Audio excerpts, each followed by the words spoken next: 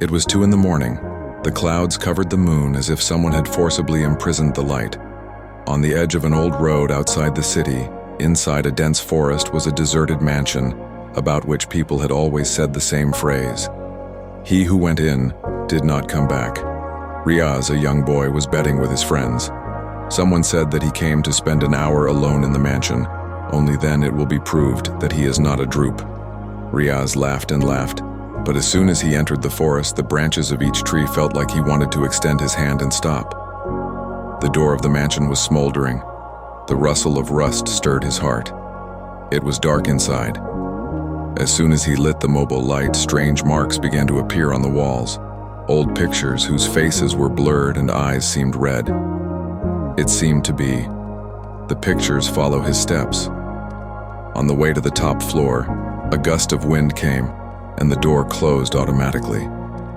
He was now completely trapped inside. Riaz gathered courage and slowly started climbing the stairs. As he reached the last rung of the ladder, he heard the sound of a woman laughing. The sound didn't come close. Not from far away, but from all around. The room was open.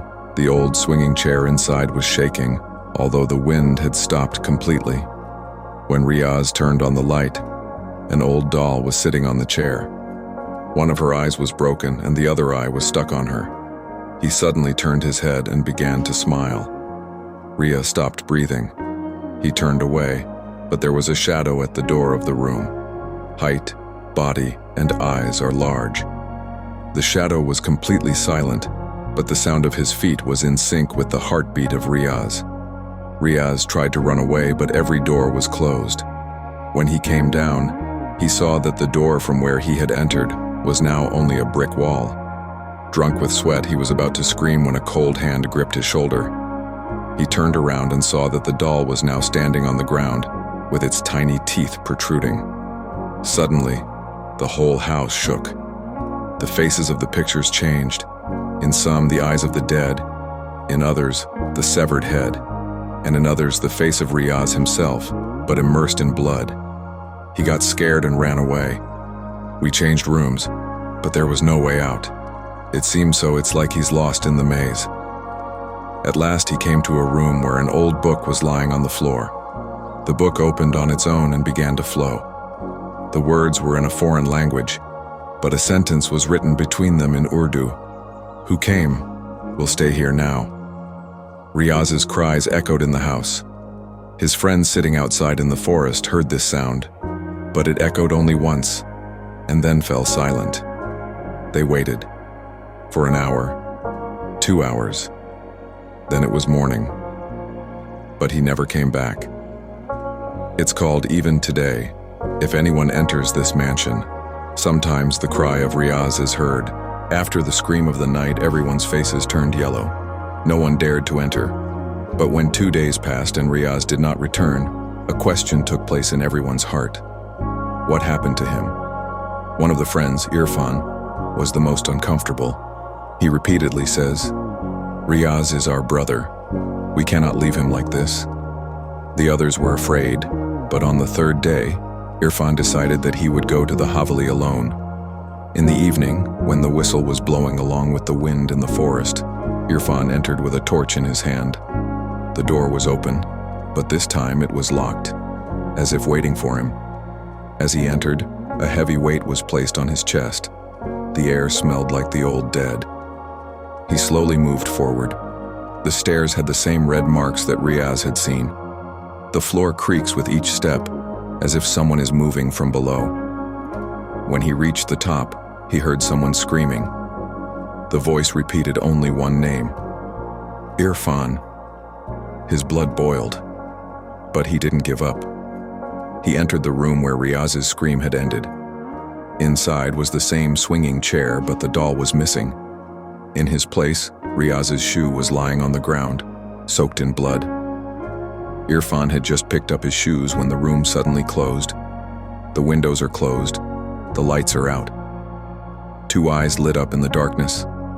The same doll, but it was no longer a little toy. His body was long, thin, and full of bones. He slowly moved towards the infinity. Irfan screamed back, "Where is Riaz?" The doll stopped and said in a broken voice, "You don't see him?" Irfan suddenly looked back. There were large bloodstains on the wall, and Riaz's face appeared to emerge between the stains. He was rolling his eyes, blood on his lips, and his voice came, "Go away, or you will be buried here." Irfan ran away. He walked out of the room, down the stairs, but every time he came to the same place. Holly had changed his way in. He repeatedly reached the door, but found only a brick wall. Finally, he felt a hand on his shoulder. This time it wasn't the doll, but Riaz himself. His face was dark, his eyes were black, and his face had a sinister smile. Riaz said, "You had to come. Now we will all stay together." Irfan's hands were tied around his neck. His voice echoed in the hallway, and then silence. Now people say that there are not one but two cries. Sometimes it's knowledge, sometimes it's wisdom. And whoever goes in, maybe that's the next scream. The villagers began to talk. At first only Riaz disappeared, then Irfan, and now the fear of Haveli became even deeper in everyone's hearts. At the same time, a new personality came to the village, Fariha. She used to research the history and mysterious stories of old buildings at a university. She immediately became fascinated when she heard about the oral Haveli of the people in the village. People were afraid of him. "Bibi, to go there is to invite your death." But Farah was adamant.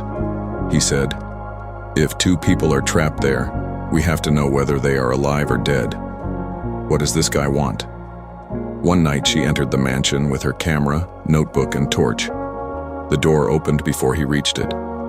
As he walked in, he felt something strange. A heavy silence in the air, as if time had stopped. She started recording on her camera and slowly started moving forward. As he walked up the stairs, he heard the muffled voices of Riaz and Irfan. "We are here to help." Fariha's feet trembled, but she moved forward. As he entered the room, he saw that the chair was empty. There was an old picture on the wall. It showed a family, mother, father, and a little girl, holding the same doll. Suddenly the girl's eyes turned red, and her smile grew longer. The door was locked from behind. A gust of wind came up, and a writing appeared below the picture. "This is my home." At that moment the room plunged into darkness.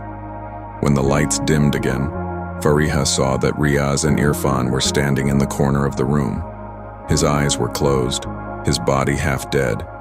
They said together, "We can't save you."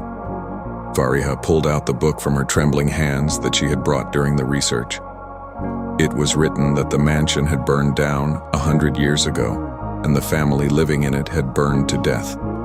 It is said that the girl held on to her doll till the last moment. Since then, it has become his prison. Fariha opened the book and began to recite an old prayer in a loud voice. As he read, the walls began to shake. The doll appeared on the ground, but this time there was anger on her face. He cried out, "This is mine! No one can escape that!" The light and darkness began. Riaz and Irfan fell to the ground, their bodies breaking as if they were made of mud. The doll cried out, but Fariha repeated her prayer. Suddenly there was a loud explosion. Fariha closed her eyes. When reopened, she was standing in the woods outside the mansion. The last recording was on camera, but no one dared to look at that recording because there was only one sentence on Fariha's lips. "I'm alive, but I'm still waiting." Fariha had returned from the mansion alive, but there was a fear in her eyes that no one else could understand. When the villagers saw it, they said, "Bibi survived, but her spirit remained there." Fariha did not dare to watch the recording for several days. Every night she used to see Riaz, Irfan, and Gudia in her dreams. One night she decided to face the truth.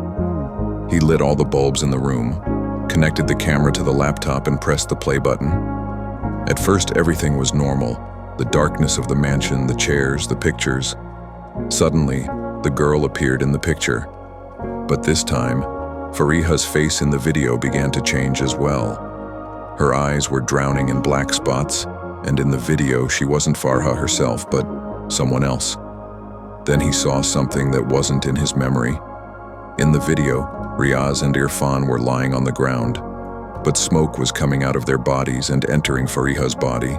The girl laughed and said, "Now it's ours." Fariha wanted to turn off the laptop, but the screen began to burn automatically. A cold voice came from the speaker. "You have gone out, but we are inside you." At that moment, the light in the room went out. Someone banged on the door. She ran, opened the door, and Riaz and Irfan were standing in front of her. They had the same devilish smile on their faces that he had seen in the mansion.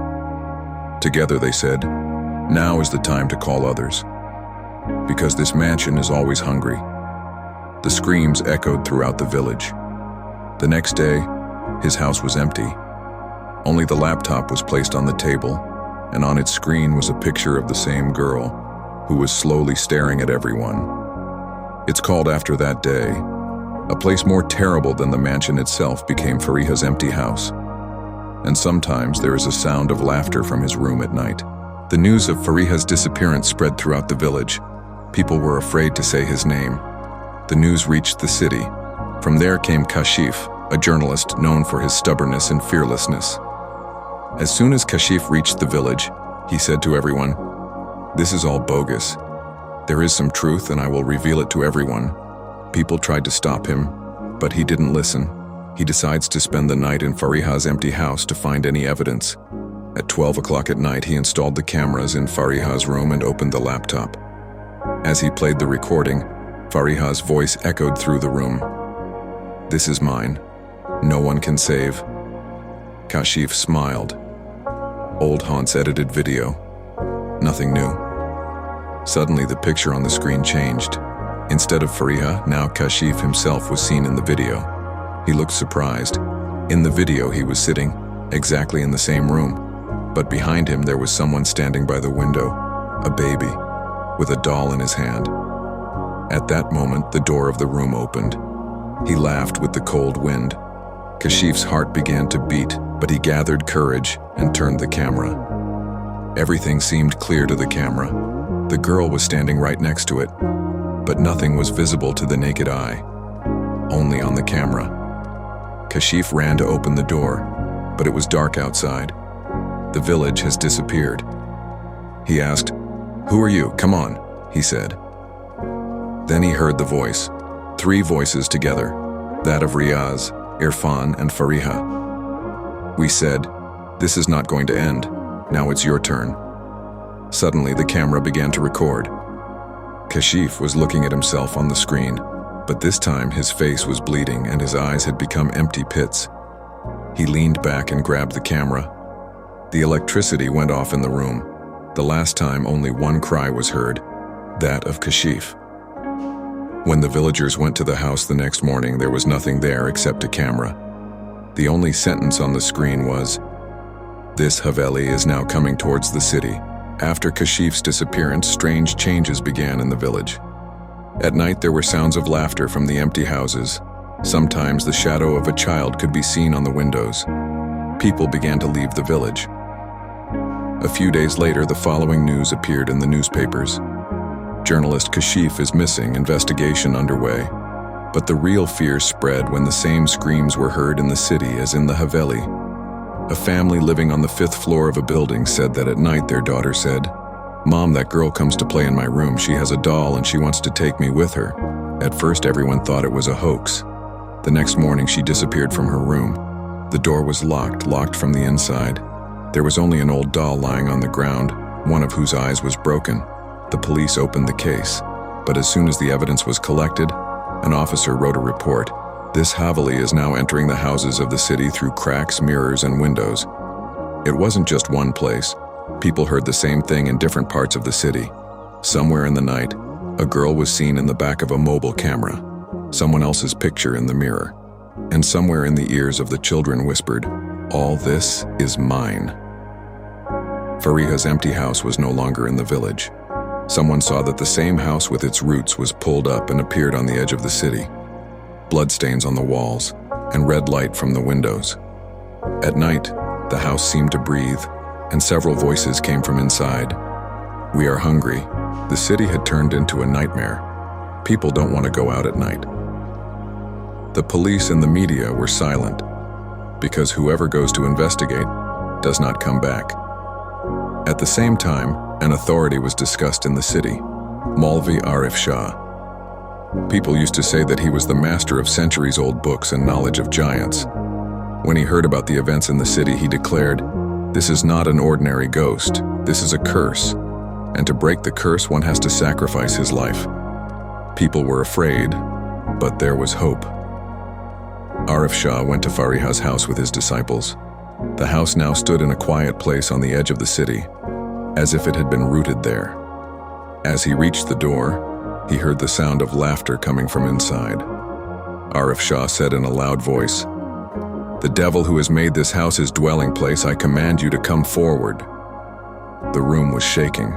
The windows opened on their own. Blood was pouring from the walls. And then the same doll appeared on the ground, but this time she was human-sized. His eyes were closed, his teeth clenched. He said in several voices, "This is all mine, not Riaz Bacha, not Irfan, not Fariha, not Kashif, and not even Bacha, Arif Shah." Arif Shah opened the book and began to read the Arabic words. The roof of the house began to shake. The wind began to howl. The shadows of Riaz, Irfan, and Fariha were reflected on the walls. They were all screaming, "Free us! Free us!" Arif Shah made a circle on the ground and lit the lamps. Just as he was about to complete the prayer, the doll screamed and suddenly turned into Fariha's face. He cried, "Stop! If this prayer is fulfilled, we will all burn forever." Arif Shah's disciples were terrified. One said, "Oh Lord, maybe he's telling the truth." But Arif Shah knew. This is deception. He continued to pray. Suddenly, the ground shook. The house turned into a sea of fire. Fariha, Riaz, and Irfan screamed. The doll began to burn in the fire. And then there was a huge explosion. When they arrived in the morning, the house was gone. There were only scratches on the ground. Arif Shah was also missing. Only his book lay there, and on the last page of the book was written in blood, "It's not over. It's just incarcerated. Prison doesn't last forever." Time has passed. Mysterious events took place in the city. People thought that Arif Shah had ended the curse forever. The children began to play, the village was settled, and Faria's house was also razed to the ground. But over time, people forgot what really happened. 25 years later, a new generation grew up, who considered these stories to be simply indigenous stories. One of the young men, Ali, was researching mysterious history at the university. He read the cases of Fariha, Kashif, and Arif Shah in old records. All of it was a lie. He said, "These are all stories. Actually, nothing at all." As proof, he decided to go with his team to the place where Fariha's house once stood. Now, a shopping mall had come up there. He arrived there in the evening. Everything seemed to be normal. But when they got down to the basement, they saw a strange wall in one corner, black with burn marks. Ali reached out his hand and suddenly saw a crack in the wall. A cold wind blew from inside, and the sound of laughter was heard. His team laughed. "Yar Ali! All this is false." But as soon as they started to go back, the light in the basement went out. In the darkness, someone said, "After so many years, you woke us up." When the lights came back on, 2 of the boys on the team were missing. Only his shoes were wet with blood. Ali's hands trembled. "It's not possible," he said. "But the answer is, we were in jail, and now we are free."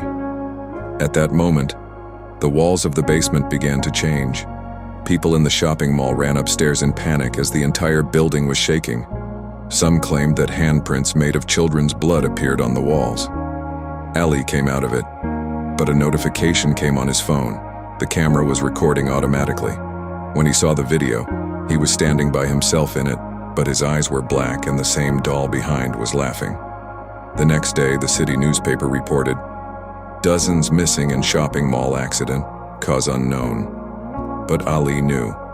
It's not an accident, it's a return. Panic spread in the city after the shopping mall accident.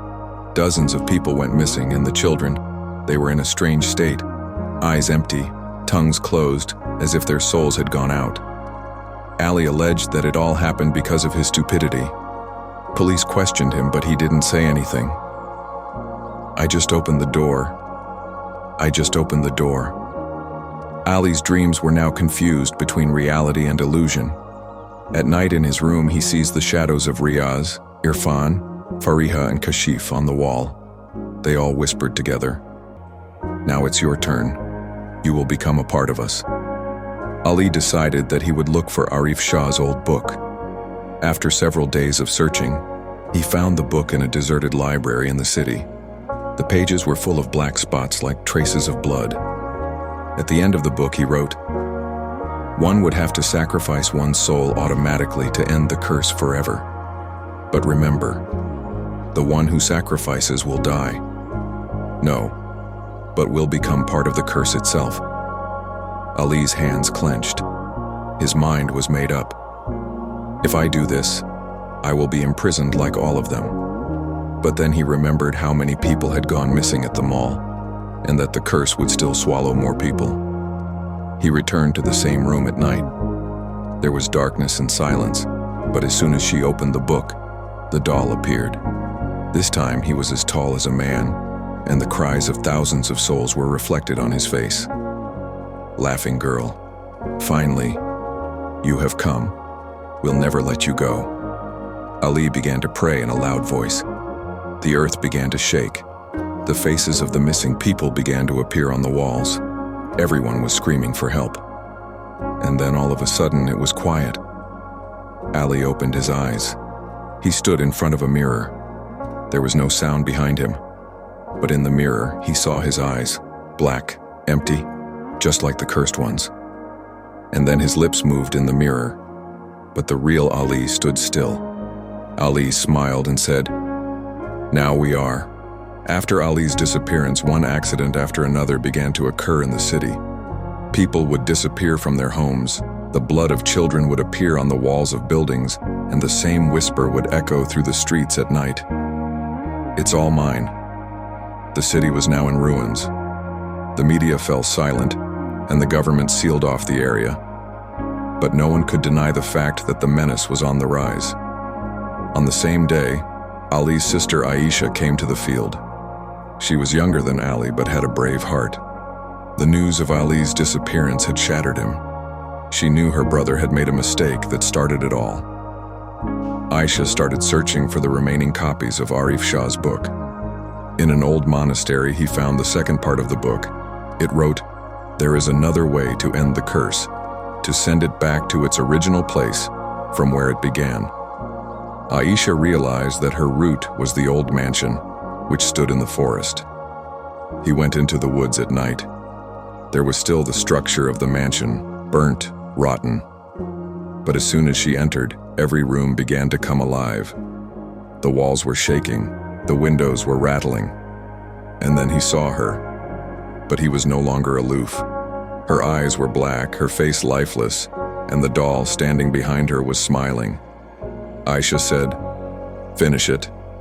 I'll get it back." Ali's voice was heavy and cold. "I'm not here anymore. Now I'm a part of them. If you do, you will be imprisoned." She opened the book and began to read. The girl screamed angrily. The house began to shake. The shadows of Riaz, Irfan, Fariha, Kashif, and dozens of others began to emerge from the walls. They all wanted to be free. Ayesha cried and prayed.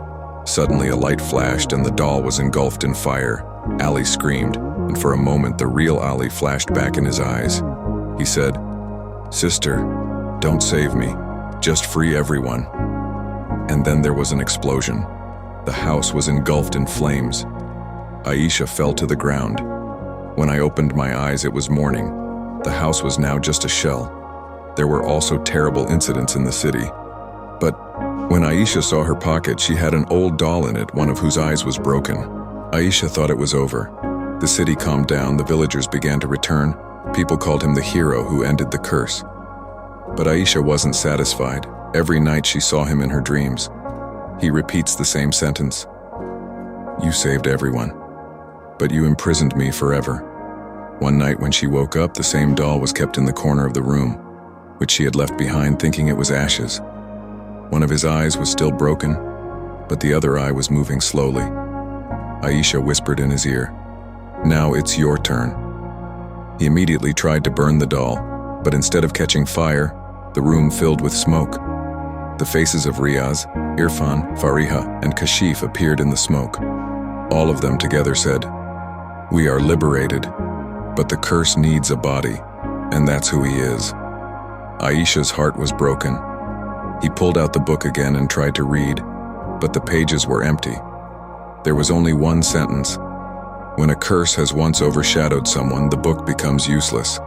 Now, wherever she went, the doll would be with her. Sometimes in the bag, sometimes in the corner of the room, sometimes in the back seat of the car. People wondered where it came from, but Ayesha knew. The curse is in his blood. One day when she was looking in the mirror, she was shocked. There was no reflection of her own in the mirror, but the child was standing with the same devilish smile. And then Ayesha's lips moved in the mirror, but she did not say anything. She smiled and said, "Now I am." Now the story is on the verge of the end, that Ayesha herself is going to be the new source of curse. Ayesha resisted for a long time. She read books, prayers, and stipends every night, but to no avail. The girl was always with him. When she wakes up, she goes into the bedroom, sleeps on the couch, and opens the window. One night, Ayesha decided that she would bury the doll forever. She took him to a deserted graveyard, dug a deep pit, and threw the doll into it. But as soon as she began to pour mud, the doll's lips began to shake. His voice was cold and cold. "Do you think we're going to die? We're inside you now." Suddenly, Ayesha's body began to tremble. Her eyes automatically closed, and she felt someone else move her hands. She screamed, but no sound came out. When I opened my eyes, the cemetery was deserted. But he had his own footprints on the ground leading to an old shabby grave. A man wrote in blood, "We will all live through you." After that day, things began to change. His eyes are sometimes black. She sat in the mirror and talked for hours. The children of the village came close to her and started crying, as if she was casting a shadow on them. One evening, when the electricity went out in the city, the same scene was seen in every house. A girl like Ayesha's shadow appeared on the walls, with the same broken-eyed doll in her hand. People were screaming in fear, but none could be saved. Ayesha's voice sounded at the door of the house. "It's all mine." The city was now in ruins, and Ayesha, now the new queen of all curses, smiled. The town was now empty. The streets are deserted, the buildings are in ruins, everywhere is in ruins. But there was a whisper behind the voice. "It's all mine." Ayesha was no longer a human. Her eyes were completely black, and there was a smile on her lips. Wherever he goes, follow him. The children, the old, the young, all trembled at his presence and then disappeared one after another. In the world's major cities, news spread that entire areas were being deserted because of one woman. Teams were sent. The army laid siege, but whoever entered never came back. Only one old doll was found, one of whose eyes was broken. Then one night, while the moon was immersed in the eclipse, Ayesha stood on the tallest building.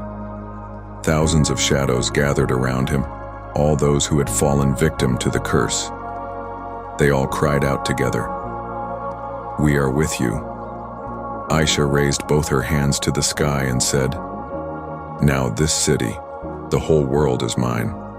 And the next morning, when the sun rose, the people were amazed that the same thing was visible on every wall, even in the light of the sky. The shadow of a little girl with a broken doll in her hand, and the same whisper with her, "It's all mine." The world has finally accepted that this is not an epidemic or an accident. It is a curse, and there is no end to the curse.